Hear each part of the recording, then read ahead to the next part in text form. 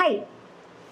పొదరిల్లు ఎపిసోడ్లో నిన్న ఎంతమందికి చాలాసేపు తాళి ఇలాగే పట్టుకున్నాడు కదా, నువ్వు కట్రా బాబు, నీకు దండం పెడతాను, తాళి కట్టయ్యా, కట్టేసి ఉంటే తర్వాత విషయం తర్వాత. ఇప్పుడు ఆయన అమ్మాయి వచ్చింది, ఇతను రెడీ అయ్యి ఈ అమ్మాయిని టెస్ట్ చేసి మనం నమ్ముకొని వచ్చిందా లేదా అని అడిగి ఫస్ట్ వీళ్ళంతా మాట్లాడుకొని చర్చించుకొని అంత టైం వేస్ట్ చేశారే.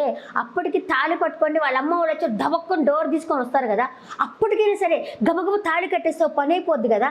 అలా కట్టుకుని ఇలాగ ఆపండి అంటే ఇలాగే పట్టుకొని ఉన్నారు. పోనీ చక్రి కూడా ఇలా ఆపాడు కదా, ఇలా ఆపినప్పుడైనా సరే ఆ తాళి కట్టేస్తే పని అయిపోద్ది కదా. నేను అనుకున్నా, ఓరు నాయన దేవుడా, నువ్వు తాళి కట్టరా బాబు, తాళి కట్టరా బాబు అని చెప్పేసి అయితే నేను అనుకున్నాను.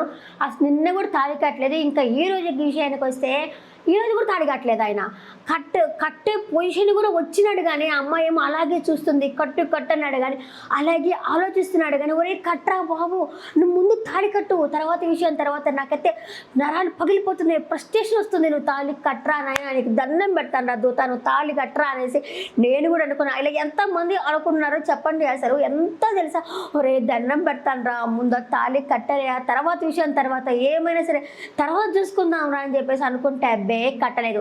ఇంకా ఈ రోజు కథ విషయానికి వస్తే ఏం జరిగింది అంటే, గాయత్రి వాళ్ళ అమ్మ నాన్న వచ్చి మాట్లాడతారు కదా, వాళ్ళ నాన్న చెప్తారని, నేను చాలా కష్టపడి దుబాయ్కి వెళ్ళి రాత్రి వాళ్ళు సంపాదించుకున్నాను, రూపాయి కూడబెట్టుకున్నాను, అదంతా ఈ అమ్మాయి కోసమే నేను చేసుకున్నాను. నేనైతే ఇప్పుడు నువ్వు కానీ తాళి కట్టి తట్టుకుంటే నరుగుల ముందులా మా పరువు పోతుంది అని చెప్పేసి ఆయన దండం పెట్టుకుంటాడు. ఇదిగో ఇలా కాదు గుడుదు అంటే కత్తి తీసుకొచ్చి మెడ దగ్గర పట్టుకుంటాడు, కాదు గుడుదు అంటే మేము మెడ పట్టుకొని కత్తి కోసి మెడక కోసుకుంటాము అని చెప్పేసి అయితే పెట్టుకుంటారు. దానికి వచ్చేసి అతను నన్ను నమ్ముకొని వచ్చింది కదా గాయత్రి అంటే, మగోడు ఎలా అయినా బతకగలరు, అదే ఆడవాళ్ళు అయితే పరుగు పోతే బతకలేరు. ఫస్ట్ మేము ఈ పెళ్ళి ఆగిపోతే, ఈ క్షణం దాకా ఇప్పుడు దాకా వచ్చిన తర్వాత ఈ పెళ్ళి ఆగిపోతే మేము బతకలేము అని చెప్పేసి అయితే కాళ్ళ వేళ పడతారనమాట. ఇతనేమో చాలా చాలా చాలా మంచోడు, తన హ్యాపీనెస్ కంటే పక్కన హ్యాపీగా ఉంటే చాలా అనుకునే రకము ఈ మాధవ. చాలా అమాయకుడు అమ్మ. ఈ రోజుల్లో ఇలాంటి వాళ్ళు ఉంటారా అంటే వాళ్ళు మనకి ఆ సీరియల్లోనే కనిపిస్తారు. ఈ రియల్గా అయితే వాళ్ళు అసలు మనకి ఎతికిన అంజన్ వేసి ఎతికినా కనపడరు. వాళ్ళు అయితే అంత మంచి క్యారెక్టర్ అబ్బా మాధవ అయితే. నాయన దోత దండం రా దూతానికైతే నిజంగా నాకు లిటరలీ ఒరే చేతికి జామ పండిస్తే తినమనంటే తిందామా వద్దా, ఇది తీసుకుంటే మళ్ళీ పక్కన వాళ్ళకి మొక్కలు పెట్టాలి కదా, నేను ఒక్కడనే తినేసేస్తా అని ఆలోచించే రకము. వాళ్ళకి పెడదాంలే, నాకు లేకపోయినా పర్వాలేదులే అనేసి ఆలోచించే రకము. చాలా మంచోడమ్మ, బంగారు కొండ. ఇంకా వాళ్ళ నాన్న వచ్చేస్తారు, బయటకు వచ్చిన తర్వాత వాళ్ళ నాన్న కూడా చెప్తారు, తాళి కట్టరా, వాళ్ళు ఇలాగే చేస్తారు, నువ్వు కట్టరా అంటే, లేదు నేను కట్టను, ఇప్పుడు మహాలక్ష్మి ఉంది, వాళ్ళ అమ్మ నాన్నని కాదనుకొని ఇక్కడికి వచ్చిన తర్వాత ఏమైంది, వాళ్ళ నాన్న సూసైడ్ అటెంప్ట్ చేశారు, ఆయనకు అదృష్టం బాగుండబట్టి ఆయన బతికాడు, లేకపోతే మహాలక్ష్మి ఎప్పుడు తను బాధపడుతూనే ఉండేది జీవితాంతం. అయ్యో మా నాన్న చనిపోయారు అని చెప్పేసి అదే జీవితాంతం నేను నాకు శిక్ష వేసుకొని తను శిక్ష వేసుకొని చాలా బాధపడేది అని చెప్పేసి నేను అంటాడు. లేదు నేను కట్టను అని చెప్పంటే అక్కడ చక్రి మహాలక్ష్మి వద్దు పెద్ది, ప్లీజ్ పెద్ది, తాళి కట్టు పెద్ది అంటే, లేదు నేను కట్టను. చూడు గాయత్రి, ఇప్పుడు నేను కట్టుకుంటాను, ఇప్పుడు నాతో హ్యాపీగా కాపురం చేయగలుగుతావా, నువ్వు నాతో కాపురం చేయలేవు, ఎందుకంటే మెమ్మ వాళ్ళు ఏదైనా చేసుకుంటే నువ్వు జీవితాంతం ఇలాగే ఉండాలి, అందుకని నన్ను క్షమించు గాయత్రి, నేనైతే చేసుకోలేను అని చెప్తాడు. ఆ పిల్ల చూసుకుంటే ఇట్లా చూపపోతుంది చూసావా, అసలు నిజం ఇంకొకరికైతే గుండెల్లో గుచ్చుకుంటుంది. అయ్యయ్యో నా మరదలను నేను దూరం చేసుకుంటున్నాను అని గుండెల్లో గుచ్చుకుంటుంది గుణపాలలాగా. అట్టు కూడా అమ్మాయి చూసుకుంటా పోతుంది. వెళ్ళిపోనేసరికి ఇంకా వాళ్ళ అత్త ఉంది కదా, ఇలా సైగ చేస్తుంది వాళ్ళ మామతో, తీసుకెళ్ళిపోతుంది. వాళ్ళు ఎంతలా ఉన్న నటించారు తెలుసా.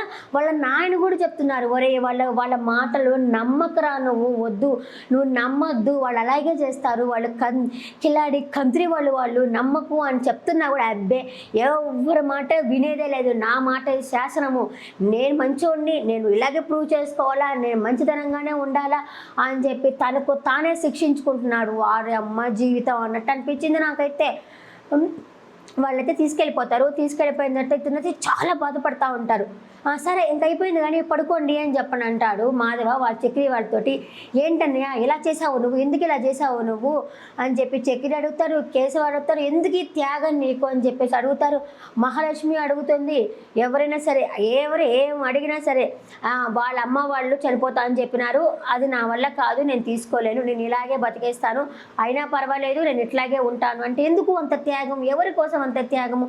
తన లైఫ్ తను చూసుకోవాలి కదా. అలా కాకుండా పక్కనోళ్ళు బాగుండాలని చూసుకునే రకం ఏందో నాకైతే ఇప్పటికీ ఈ క్షణం కూడా ఇలాంటి వాళ్ళు ఉన్నారా జీవితంలో అన్నదైతే నాకు అనిపిస్తూ ఉంది.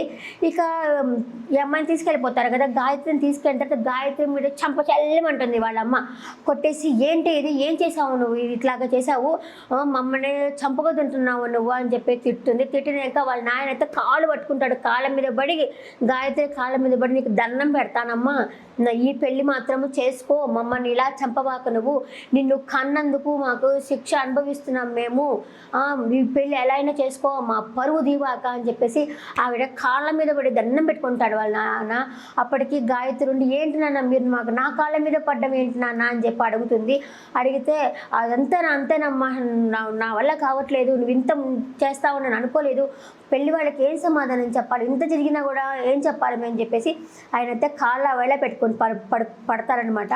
సరే అని చెప్పేసి అంతే ఉదయం లేచి కారు ఇట్లా పోతుంది వాళ్ళ అమ్మలతో పాటు, తర్వాత ఇలా వెళ్ళిపోతుంది. అంటే గాయత్రికి దుబాయ్ అతనితో పెళ్ళి అయిపోయింది. ఇంకా మాధవ్ లైఫ్లో గాయత్రి లేదు, అయిపోయింది, పెళ్ళి అయిపోయింది. ఇంకా పెళ్ళైపోయిన తర్వాత చూస్తాడనమాట మాధవ. చూస్తుంటే కార్ హస్బెండ్ అట్లా వెళ్ళిపోతుంది. వామ్మో అసలు గుండెల్లో గురపని దిగినట్టు పరిస్థితి వస్తుంది. ఇంకా లోపలికి వెళ్తున్నప్పుడు గుమ్మం దగ్గర కూడా ఇలా తట్టుకుంటాడనమాట. తట్టుకొని లోపల కూర్చొని ఇలా బాధపడతా ఉంటాడు. ఆ అమ్మాయి వచ్చింది అడిగింది అంతా చూసి ఇట్లా కన్నులు తెచ్చుకొని బాధపడతా ఉంటాడు. ఇంకా మహాలక్ష్మి వచ్చింది, ఏంది పెద్ద అని చెప్పానంటే, మహాలక్ష్మికి పెళ్ళైపోయింది, ఇంకొకరు వైఫ్ అయిపోయింది, నేను ఇప్పుడు తట్టుకోలేకపోతున్నానని చెప్పేసి మహాలక్ష్మి చేతులు పట్టుకొని ఇట్లా ఏడుస్తూ ఉంటాడు. అసలు ఎలా దాచుకుంటారు పెద్ద మీరు ఇది అని చెప్పి అడుగుతుంది. అడిగినా కూడా ఏం పెళ్ళైపోయింది కదమ్మా, అయినా వేరే వాళ్ళ వైఫ్ గురించి ఇలా మాట్లాడలేము కదమ్మా అని చెప్పేసి తను చాలా బాధపడతాడు. దానికి ముందర ఏం జరుగుతుందంటే కొంచెం ముందర వచ్చేసి వాళ్ళ నాన్న తెల్లవారుజామున వచ్చేసి వాళ్ళ నాన్న వచ్చేసి రండి మనం పోయేసి అమ్మాయి లాక్కొచ్చేస్తాము, గాయత్రిని లాక్కొస్తాము అనేసరికి ఇంకా ఈ అమ్మాయి ఉండేసి ఎవరిని లాక్కొస్తాము అంటున్నారు అని చెప్పేసి అడుగుతుంది. మహాలక్ష్మి వచ్చేసి ఎందుకు మీరు పెద్దని తిడుతున్నారు అంటే, పెద్దని అడుగుతారు, చాతకాని వాడివి నువ్వు, నిజంగానే అందరి దృష్టిలో అలాగే అనిపించింది, చాతకాని వాడివి నువ్వు, మనం పోయి లాక్కొచ్చేద్దాం రండి అని చెప్పేసి వాళ్ళ కొడుకుని అంటున్నసరికి మీరు పెద్దని ఏం అనబాకండి అని చెప్పేసి మహాలక్ష్మి అయితే అంటుంది. ఇంకా ఆ తర్వాత ఏదన్నమాట ఇతర ఏడుస్తూ ఉంటాడు, ఓరమ్మ బడవ ఏడ్చేసి ఈ అమ్మ చేతులు పట్టుకొని ఏడ్చేసి సారీ అమ్మ క్షమించమ్మా అంటే, పర్వాలేదు పెద్ద ఏడవండి, ఈ కన్నీళ్ళన్నీ పోవాలా, కొంచెం బాగా ఏడవండి, ఏడ్చిన తర్వాత కొంచెం రిలాక్స్ అవుతారు మీరు అని చెప్పంటుంది. వాటర్ తాగడానికి పోతాడు, గ్లాసు పడేసుకుంటాడు. అంటే తన మైండ్ తన దాంట్లో లేదు, అయ్యో ఇష్టమైన వాళ్ళని దూరం చేసుకున్నామా అని ఒక బాధ ఉంది. అదే అటే టైము ఆ అమ్మాయికి పెళ్ళైపోయింది అని చెప్పి బాధ ఉంది. ఇంకా వాళ్ళు కూడా ఏమన్నా చేసుకుంటారో కదా అని చెప్పి పెళ్లి చేసామా అని ఉంది. అన్ని విధాలుగా తన మైండ్ అయితే డిస్టర్బ్ అవుతుంది అనమాట, చాలా బాధపడుతుంటారు. ఇంకా మనం రేపటి ఎపిసోడ్లో చూడొచ్చు, కన్నా వాళ్ళ వదినకి ఫోటో చేపిస్తారు. వదిన ఈ ఫోటో చూడు నేను ఎంత చాలా క్యూట్గా ఉన్నానంటే, ఈ అమ్మాయి నార్త్ ఇండియా లాగా ఉందే అని చెప్పేసి అంటుంది. అంతలోపల వాళ్ళ నాన్న నిలదీస్తున్నాడు, ఆ అమ్మాయి ఎవరు, నువ్వు అతను ఉంచుకున్నావా, పెళ్లి చేసుకున్నావా, ఏం చేసుకున్నావా అనేసి వాళ్ళ నాన్న అయితే నిలదీస్తూ ఉంటాడనమాట. రేపు తెలుస్తుంది కన్న ఎవరి బిడ్డ ఏంటి అనేది రేపు తెలుస్తుంది. మనం ఇంకా రేపటి ఎపిసోడ్లో మళ్ళీ కలుస్తాము. ఉంటా, టాటా, బాయ్ బాయ్.